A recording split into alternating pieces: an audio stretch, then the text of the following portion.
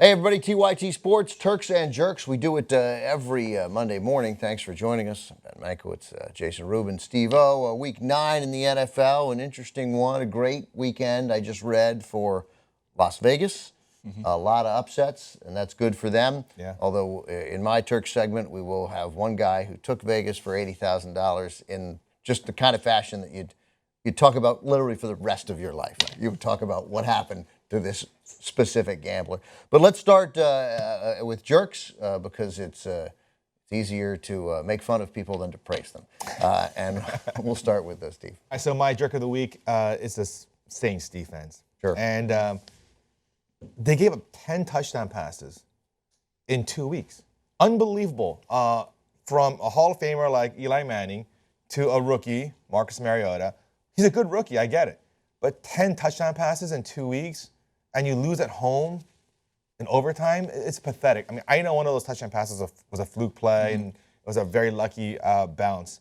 But that team just sucks. And what's not talked about is the kind of pressure it puts on the offense when your defense sucks that bad. Yeah, the offense has to always be aggressive. Yeah, literally, you have to score 52 points. Yeah. That's how you win, yeah. It's unbelievable, and the defense keeps giving up 14-point leads. 14-point leads in the NFL shouldn't be overcome with such ease week after week. So the Saints defense is pathetic. It's horrible. It's embarrassing, actually, to watch them play. Yeah, and it's going to keep them out of the playoffs. They have almost no shot. Arguably, considering the Falcons are a worse team than the Saints. Yeah, the Falcons, that's a puzzling team that we're going to get to. By the way, I will say that you could see it on that final play in overtime, that the touchdown pass, Mariota to Delaney Walker Fasano. again? No, it was Fasano. It was the other tight end. Right. Yeah. So you could see it happening. And I mean, a really good play call, and it just showed. So we had the play caller is Jason Michael on offense now for the Titans, and Mike Mularkey is the interim coach. I mean, they designed a really good game plan. And all of a sudden, that looks like, again, both coaching changes made midseason here seem necessary, getting rid of Joe Philbin and, as Chris Liss calls him, Ken Wisenpunt. So I think those calls were made, and I thought Mariota looked really good. But you're totally right about the Saints. He looked good, but the Saints made him look good. I mean, even on that last play, Mariota rolled out to the right, and there's no discipline on the backside. No, you can just see it. That's what I'm saying. You saw, as soon as Fasano cut, you're like, oh, the game's over. Yeah. Game's over. Right. In 3 seconds or 2 seconds, he's going to throw this ball over, and there's not going to be anybody near him. It's amazing the lack of discipline they have on the back when I used backside. to play pickup, whether I was quarterbacking or not, I loved that play. The roll everybody, and you send one guy, you just got to throw the ball across the field. It always works. But we're idiots. They're professional football players. Right. If Rob Ryan had normal hair, would he have a job? I think the answer is no. No, I think it's clear. Like this, he's a myth. If Rob Ryan's last name wasn't Ryan, would he have a job? Yeah, but he just looked like a normal guy. Like part of his thing is, it's crazy Rob Ryan. He's an innovator. He's not an innovator. He's just a guy with long hair. Looks like a wrestling promoter. Anyway. I mean, so it's not just a matter of poor scheming by Rob Ryan's defense. It's poor execution, poor discipline, poor tackling, poor spacing. It's awful. It's awful. Yeah, there's something I don't know about. Disgusting. I can't take it. Yeah, obviously you get knocked out in the survivor pool with the Saints. It had some of your rage. There's some bitterness. bitter and angry. I never take the Saints in an important survivor pick. I'm an idiot. Only when you can buy back in. Yeah. I once had them. There were 4 people left out of like 1,000. I mean, there was real money to win. It was a thing run at ABC News, and there were either 4 people left or 8 people left, and was in with a friend of mine, and we picked the Saints against the Raiders in a horrible Raider era. The Saints were pretty good. The game was in Oakland. I think Jeff George quarterbacked the Raiders. And it was 10-6 Raiders. And it was the most frustrating game I've ever watched in my entire life. Jason, jerk of the week. I'm going to leave you to take over the Dan Quinn responsibilities. How do you know I'm going to take Dan Quinn? Because it's very obvious you're going to take Dan Quinn. And on top of that, he's hands down the easiest jerk of the week to pick. But I defer to Aqib Talib and his eye poke on Dwayne Allen. It was a dickhead move. We have video. Let's roll that video. Plays. And Allen here, come on. And here comes Aqib Talib. I don't know what he. Come on. He's got to poke his eye out, man. Really like I was just trying to push his helmet. I don't know, it kind of looked like you put 2 fingers out and you kind of tried to push his eyeball back into his head. You weren't in the fight. Well, that's true. It was two Dwayne, other guys. It was Let Dwayne them- Allen yeah. and Von Miller who were Yeah. getting into it, and Talib kind of came over. What's a little frustrating about it too is, so they make this into a, we're blaming Aqib Talib obviously for what he did, but if you remember in the playoffs with the Ravens and the Patriots, Jernigan did this to Tom Brady, exactly the same. He wasn't in the fight, and he does it. He pokes Tom Brady in the eye, and his eye was like clearly bloodshot, like Bob Costas' pink eye bloodshot after that game.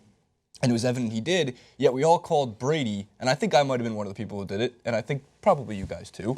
We all called Brady a pussy for it because, like, oh, you can't take a poke in the eye. But now we see it with Aqib Talib, and we're finally out there to. Oh, but you all, I've never used. I don't didn't say speak that. like that. And nonetheless, you get poked in the eye, it hurts. Don't poke people in the eye. Agreed. But don't get the penalty. Don't be dumb. Don't run up in the middle of a fight in a game you probably can't win anyway. But nonetheless, that obviously sealed the deal. It's just so dumb, so incredibly dumb. But a good call. And I also think that it's fun. Nobody has mentioned, and I think he's worth mentioning, LaMarcus Joyner. I don't really know what his intent was. We don't really know intent. But that hit on Teddy Bridgewater was bad. Yes. And he turned. Like he says, no, he gave a statement that we'll put up here, but saying, look, I'm not a dirty player. He was already into a slide. I would never have done that.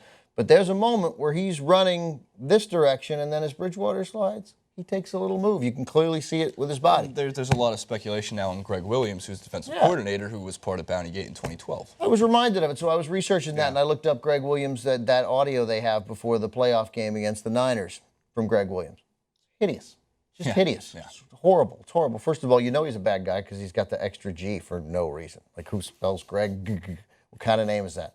But he wants 3 G's in Greg. Yeah, 3 G's It's in a little Greg. selfish on the G's, no? Greg has 2 G's.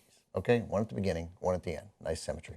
But that was stuff hideous. I mean, talk about going for, and it's not, first he says, we'll cut off the head, the body will die. That's an expression that might not literally mean go for the head. But then he talks about Frank Gore's head. Hit him in the head. Hit him again in the head. Hit him in the, he's not talking about, there's nothing theoretical about that. He wants you to hit him in the head. He wants to re-injure Michael Crabtree's ACL. I got it. He's a prima donna pain in the ass, Michael Crabtree. You don't go after his ACL. If you cut off I can't Frank believe Gore's he's not head, banned from the league. if you cut off Frank Gore's head, he's going to continue to run into the end zone. Frank Gore. I'm not going to stop him from going through Headless the defensive Frank line. Gore still gets 22 carries, 85 yards. Easy. That's right, Easily. yeah. So, but that said, I don't know what his intent was, and he might feel bad, and I don't think he intended to knock him out. But we can't have hits like that, and that guy's got to get suspended. And because it's Greg Williams, he's earned the right to get no slack. You presume that might be happening again. It happened in Washington. It happened in Buffalo. It happened in New Orleans. They're still investigating, I think, whether it happened in Washington. Plenty of players deny it, but Greg Williams admitted it. He admitted it. It happened. There's no debate. He did it. I think it's clear. Greg Williams is a bad guy. And earlier in the same game, Bridgewater got hit low late. on Yeah, his that's right. knees. That's right, yeah. And earlier this season, Roethlisberger got hit low in the knees, and he missed 4 games, 5 games because of his MCL. So Greg Williams trains his team. He look, does he go? I don't know if he says, hey, I guess he does on the tape, but he definitely creates a culture where taking players out in ways that are suspicious at best is acceptable. Yeah. He never tells the players don't do that. There's a code of honor among this elite fraternity of football players. We don't try to end each other's careers. That's really stupid. Let's not do that. He doesn't say that. He encourages it both tacitly and overtly. Right. And I think Greg Williams should just learn how to cheat like the Patriots do. Just start stealing playbooks and recording practices. You can see it wasn't an intentionally dirty play, Joyner said. I even pulled up. I don't know, and I get it. Guys hit guys on the slide, but that was a solid slide, and his body turned. You can see it in the tape. His body turned. And look, I don't think Greg Williams is running that system again. That would literally be career I think suicide. Bridgewater was knocked out.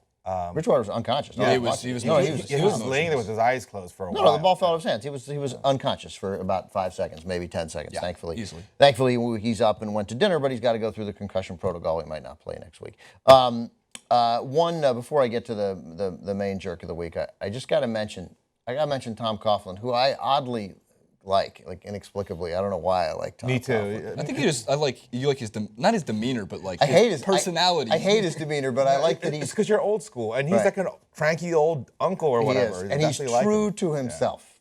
There's an authenticity to his gruffness. That said, use your goddamn timeouts on defense. Use them. The Giants had 10 possessions yesterday. They scored on 6 of them. That's 60%. At the end of the first half, they won this game, so nobody's going to talk about it. That's why I feel like the need to bring it up. But the Buccaneers drive downfield, and they end up with a 1st and goal at the 9 after a penalty with 1:31 left and the clock stopped. Like, you have timeouts. They threw an incomplete pass in there, and they ran twice. And they end up kicking a field goal with 10 seconds left. If you use your timeouts, you have a minute left, more than a minute left. You have maybe a minute 10, 12 left, minute 15. You have Odell Beckham, Eli Manning, you have Shane Vereen, and you have a fantastic kicker in Josh Brown, who he kicked a couple 50-yard.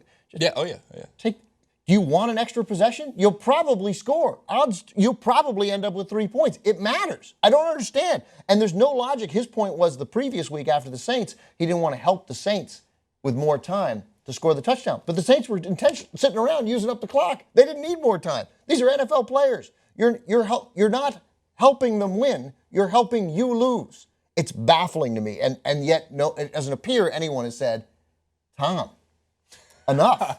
Enough. Call the timeouts. Let's give our team the ball back. Let's go. Let's get a chance. Let's go. Let's score points. Let's win. Let's try. Okay, but he doesn't get a pass this week because the obvious jerk of the week is Dan Quinn. And that team has lost 3 out of 4, and then their one win was over Zach Mettenberg and the Titans by 3. Burger. So what'd I say? Berg. Is it burger? There's an ER. I enjoy the Zettenberger. It's good. You got to get it medium rare, otherwise the caramelized onions take too much. I can't let you have that one. So they lose. They beat Zach Mettenberger by 3. But so they've been horrible for 4 weeks, losing to the Buccaneers, knocking me out of the survivor pool that you got knocked out of this week. But you have 4th and goal at the 1, down 17-13 with just under 3 minutes to play. You have to go for it. You're down 4. You can't kick that field goal. You can't kick that field goal. His thought, better than Jim Caldwell against the Bears a few weeks ago, his thought process was, at least you can come back and win it with a field goal if you get the ball back. Caldwell still needed a touchdown. Caldwell's is 100% indefensible. This is also 100% indefensible. Because first of all, everything is based, all these conversations are based on not making it. So let's take that conversation. You don't make it. And then Blaine Gabbert, who had just been knocked out of the game at one point, dizzy, had played okay early on, throwing 2 touchdown passes to not Brent Selleck. But then he'd thrown a terrible pick, and he was looking like Blaine Gabbert. And you're going to give him 1st and 10 at the 1. It is inconceivable that the Niners do anything except run 3 plays and punt there. Anything with Jim Tomsula and Blaine Gabbert and the 9th string running back. So you're going to get the ball back anyway, odds are. And it is believing in your defense. He used that dumb old argument, I believe my defense would stop him. So believe in your defense and go for it. And if you don't make it, your defense will really have to stop them, and you'll get the ball back with a couple minutes to play, 1:30, but you're going to have it at midfield. You'll have plenty of time to try to score. And then there's one other thing that might happen. You might score a touchdown. You get to run that play. You get to try. You have Devontae Freeman. You have Julio Jones. You might. I don't understand how he cannot run that play. It doesn't make any sense to me. I mean, you're on the 1. If it's 4th and 1 from the 17, I get it. I might still go for it. But I get the decision to kick a field goal. But you're at 4th and 1. Look, barring something unforeseen like a fumble or whatever, But even then, you're right there. Deep. You're right there. Yeah, it's an inconceivably dumb decision. I haven't looked up the win expectancy, but the fact that you got to kick that field goal and then stop them and get the ball back and kick another field goal, why wouldn't you just try to take the lead right then? He should have just punted. Just punt. Get good hang time, pin him deep. I mean, it's so dumb. It's so dumb. And he expressed frustration after the game. It's his first year. Ron Rivera grew as a coach. Mm-hmm. A lot of guys have grown as coaches, and he may well recognize it. But it's a terrible decision. You have almost as good a chance of winning if you try it and fail as you do as if you kick the field goal because of the position the Niners are in. As it happened, the Drones, is that who the running back was in San Francisco? Yeah, Sean Drones. Yes. So if Drones ended up picking up 17 yards and Gabbert scrambled and got it, but none of that would have happened based on the conservative nature, likely would have happened, we don't know, but the massively conservative nature of what would have happened to that Niner offense at the 1-yard line if you hadn't make it. And here's what I think would have happened. You scored a touchdown, and you'd have won the game 20-17. That's right. And that's what would happen this week.